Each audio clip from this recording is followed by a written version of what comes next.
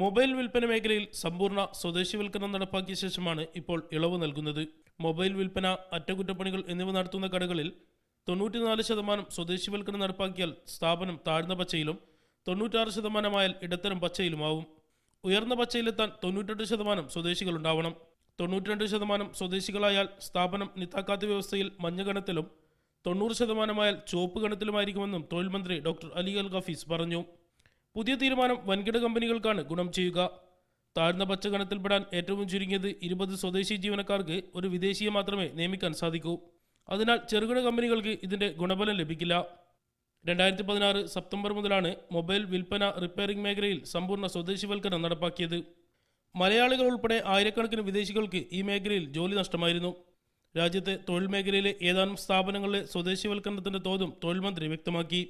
Petroleum, gas, സാമ്പത്തിക സ്ഥാപനങ്ങൾ എന്നിവയിൽ 90% സ്വദേശിവൽക്കരണം നിർബന്ധമാക്കും. നിർമ്മാണ, കോൺട്രാക്ടിംഗ് മേഖലയിൽ 15% സ്വദേശികൾ മതിയാവും. 67 തരത്തിലുള്ള ബിസിനസ് സ്ഥാപനങ്ങളെ 6 ഗണങ്ങളായി തിരിച്ചാണ് സ്വദേശിവൽക്കരണത്തിന്റെ തോത് നിർണ്ണയിക്കുക.